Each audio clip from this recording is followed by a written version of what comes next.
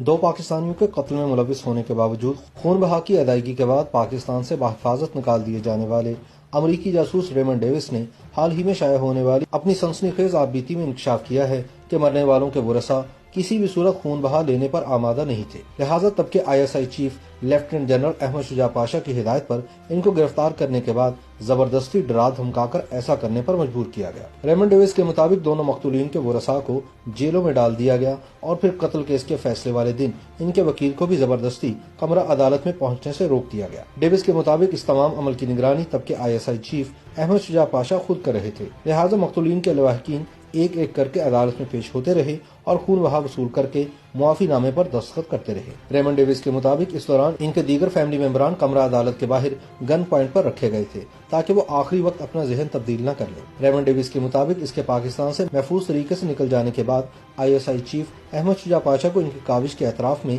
1 سال کی توسیع دے دی گئی۔ ریمنڈ ڈیوس نے اپنی آپ بیتی دا کانٹریکٹر میں اپنی گرفتاری، مختلف اداروں کی جانب سے تفتیش، مقدمے اور بالآخر رہائی کا ذکر بڑے دلچسپ انداز میں کیا ہے۔ ریمنڈ ڈیوس کے مطابق اس دوران سب سے ڈرامائی دن مقدمے کا آخری دن تھا جب لاہور کی کوٹ لکھپت جیل میں قائم کردہ خصوصی سیشن کورٹ میں اس پر قتل کی فرد جرم عائد ہونا تھی۔ ڈیوس لکھتے ہیں کہ انہیں اس رات نیند نہیں آئی، عدالت میں اس دن معمول سے زیادہ بھیڑ تھی۔ ڈیوس کو سٹیل کے پنجرے میں بند کر کے جج کے سامنے پیش کیا گیا۔ وہ کہتے ہیں مجھے معلوم نہیں تھا کہ اس کا مقصد مجھے لوگوں سے بچانا ہے یا پھر لوگوں کو مجھ سے محفوظ رکھنا۔ اس دوران وہاں موجود لوگوں کے رویے سے انہیں لگا کہ جیسے وہ سبھی لوگ جج کی جانب سے ان کے قصوروار ہونے کا فیصلہ سنائے جانے کے منتظر ہیں تاکہ اس کے بعد وہ مجھے گھسیٹ کر کسی قریبی درخت سے لٹکا کر پھانسی دے دے۔ ڈیوس کو عدالت میں ایک حیران کن بات یہ نظر آئی کہ اس دن وکیل استغاثہ اسد منظور بٹ غیر حاضر تھے، جنہوں نے اس سے قبل خاصی سخت جرح کر رکھی تھی، اور ان کا دعویٰ تھا کہ ڈیوس نے فیضان حیدر کو بغیر کسی وجہ کے ہلاک کیا ہے۔ کتاب کے مطابق بعد میں اسد بٹ نے کہا کہ جب وہ اس صبح عدالت پہنچے تو انہیں زبردستی روک کر کئی گھنٹوں تک قید رکھا گیا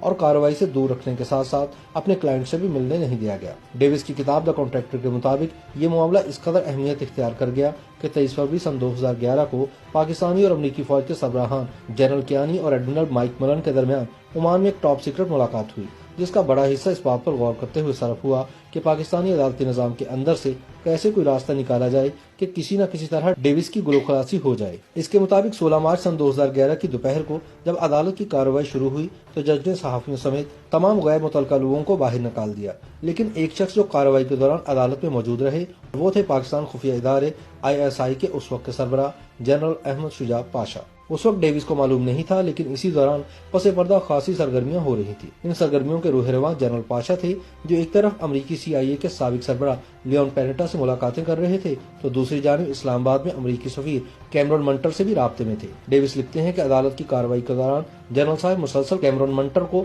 لمحہ بلمحہ کارروائی کی خبریں موبائل فون پر میسج کر کے بھیج رہے تھے۔ عدالتی کارروائی چونکہ اردو میں ہو رہی تھی اس لیے ڈیوس کو پتہ نہیں چلا، لیکن درمیان میں لوگوں کے رد عمل سے معلوم ہو گیا کہ کوئی بڑی بات ہو گئی ہے۔ ڈیوس کی ایک امریکی ساتھی پال وکیلوں کا ساتھ توڑ کر پنجرے کے قریب آئی اور کہا کہ جج نے عدالت کو شرعی عدالت میں تبدیل کر دیا ہے، یہ کیا کہہ رہی ہو؟ ڈیوس نے حواس باختہ ہو کر کہا میری سمجھ میں کچھ نہیں آ رہا تھا۔ کتاب کے مطابق مقدمے کو شرعی بنیادوں پر ختم کرنے کے فیصلے کے منصوبہ سازوں میں جنرل پاشا اور کیمرون منٹر شامل تھے۔ پاک فوج کو بھی اس سے آگاہ کر دیا گیا تھا، جبکہ صدر زرداری اور نواز شریف کو بھی بتا دیا تھا کہ کیا کھچڑی پک رہی ہے۔ ڈیوس لکھتے ہیں کہ جنرل پاشا کو صرف 2 دن بعد یعنی 18 مارچ کو ریٹائرڈ ہو جانا تھا، اس لیے وہ سر توڑ کوشش کر رہے تھے کہ یہ معاملہ کسی طرح نمٹ جائے، اور جب یہ معاملہ نمٹا تو ان کی مدت ملازمت میں 1 سال کی توسیع کر دی گئی اور وہ مارچ سن 2011 کی بجائے مارچ سن 2012 میں ریٹائرڈ ہوئے۔ دا کانٹریکٹر کے مطابق یہ جنرل پاشا ہی تھے جنہوں نے سختگیر وکیل استغاثہ اسد منظور بٹ کو مقدمے سے الگ کرنے میں اہم کردار ادا کیا، جو یہ مقدمہ مفت لڑ رہے تھے۔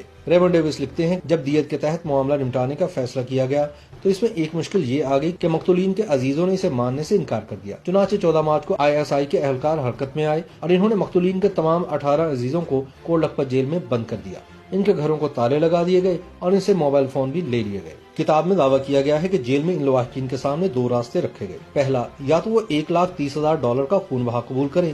ورنہ کتاب میں لکھا ہے کہ عدالتی کارروائی کے دوران ان لواحقین کو عدالت کے باہر گن پوائنٹ پر رکھا گیا اور انہیں کہا گیا کہ وہ میڈیا کے سامنے زبان نہ کھولے۔ یہ لواحقین ایک ایک کر کے خاموشی کے ساتھ جج کے سامنے پیش ہوتے، اپنا شناختی کارڈ دکھاتے اور رقم کی رسید وصول کرتے۔ یہ بات بھی خاصی دلچسپ ہے کہ رقم کس نے دی اس وقت کی امریکی وزیر خارجہ ہلری کلنٹن نے اس بات سے صاف انکار کیا تھا کہ خون بہا امریکہ نے ادا کیا ہے، تاہم بعد میں خبریں آئیں کہ رقوم ISI نے دی اور بعد میں اس کا بل امریکہ کو پیش کر دیا گیا۔ جو ہی یہ کارروائی مکمل ہوئی، ریمنڈ ڈیوس کو ایک عقبی دروازے سے نکال کر سیدھا لاہور کے ہوائی اڈے پہنچا دیا گیا، جہاں ایک سیسنا طیارہ رن وے پر ان کا انتظار کر رہا تھا۔ اور یوں پاکستان کی عدالتی، سفارتی اور سیاسی تاریخ کا یہ عجیب و غریب باب بند ہو گیا۔